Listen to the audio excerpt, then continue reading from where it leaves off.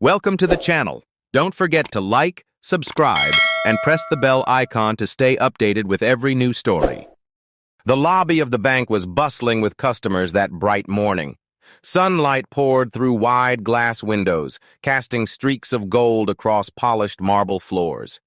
Men and women in business attire tapped impatiently on phones, shuffling papers, glancing at the wall clock as they waited.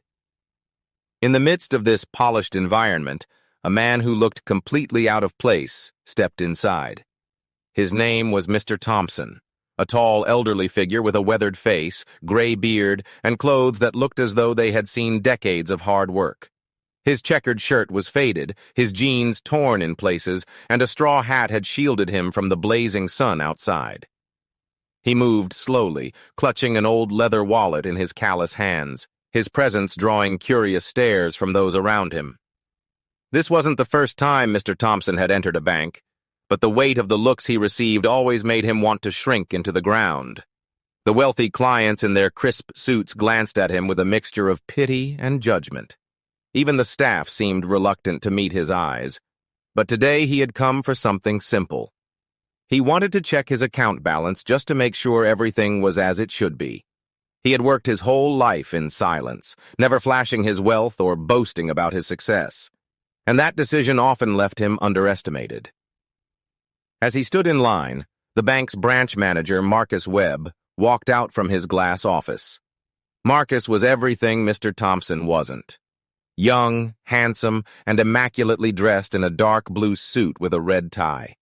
He thrived on appearances and power, often speaking down to those he believed had no value. His laughter carried across the hall when he spotted Mr. Thompson waiting with his wallet.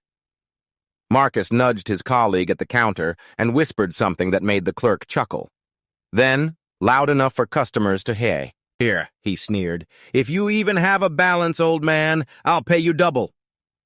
The words sliced through the room like a blade. Conversations halted, heads turned, and eyes settled on the frail figure in the straw hat. Mr. Thompson lowered his gaze, his shoulders heavy with quiet dignity. He didn't respond, didn't argue. For years he had endured mockery from those who judged by appearances. The pain of being seen as worthless was familiar, but that didn't make it easier. What Marcus didn't know, what none of them knew, was that the man standing before them wasn't just another poor soul. He was the owner of the very bank they worked in, the silent CEO who had built his empire brick by brick but never flaunted it. The clerk finally called Mr. Thompson forward, his voice tinged with amusement after Marcus's comment. The elderly man stepped to the counter, handed over his ID, and waited patiently. The clerk typed into the computer, his smirk faltering as the screen displayed numbers he had never seen before in a personal account. His eyes widened, his jaw stiffened, and he leaned closer to confirm. Zeros filled the screen, a fortune that could purchase the entire building many times over. His hands trembled slightly as he whispered, "Sir, your account," before stopping himself, realizing Marcus was watching. Marcus, sensing something was off, strutted forward with a laugh. "Come now, don't tell me he actually has something in there." But when the clerk hesitated, Marcus snatched the paper being printed and froze mid-laugh. His face paled as he read the balance, his arrogance evaporating like mist under the sun. His hands shook as he realized that this man he mocked was not only wealthy, but the very person whose approval determined his career. The bank fell silent. Customers leaned forward, whispering to one another, while staff exchanged nervous glances. Mr. Thompson, calm and quiet, retrieved the paper slip, folded it, and slid it into his wallet. His voice was steady, carrying a power that came not from loudness, but from truth. He looked at Marcus and said, "The real balance we carry isn't in a bank account, but in how we treat others." With that, he turned to leave, his slow steps echoing like thunder in the hush of the room. Marcus's chest tightened, his face burned with shame, and suddenly, every polished surface around him felt like a mirror reflecting his cruelty.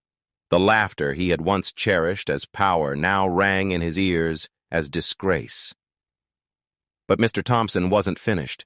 Before he reached the door, he paused, turned slightly, and addressed the entire lobby.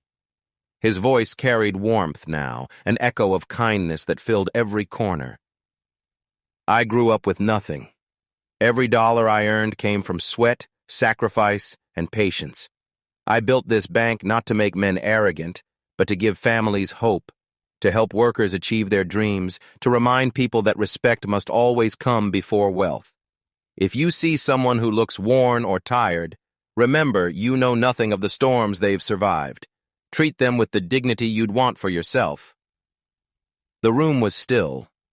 Even the ticking of the wall clock seemed to pause as though the universe was listening. Tears glistened in the eyes of a young mother in line. An older man in the corner nodded slowly, pressing his hand to his chest. For a moment, it felt as though the world had shifted, as if every person in that bank had been forced to look inward. Marcus, however, stood frozen, humiliated before his staff and customers. Pride wrestled with shame inside him, and for the first time in years, he felt small. But more than that, he felt broken, realizing he had built his career on arrogance instead of service. Mr. Thompson left the building without another word, his quiet figure stepping into the sunlight, leaving a silence behind him that felt heavier than any reprimand. That afternoon, whispers spread like wildfire.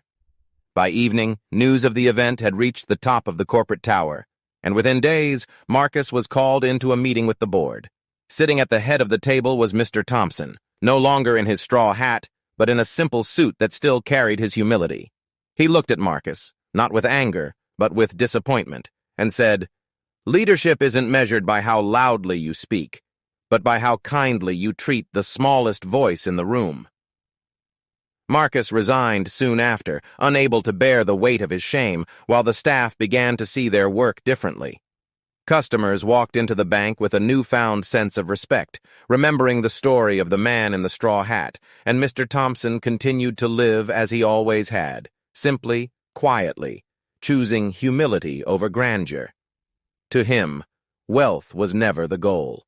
Dignity was. In the years that followed, the story of that day was told and retold like a legend, not just about a CEO in disguise, but about a truth we so often forget, that appearances deceive, but character never does. And somewhere in a sunlit lobby filled with strangers, an old man had reminded the world what true wealth really means.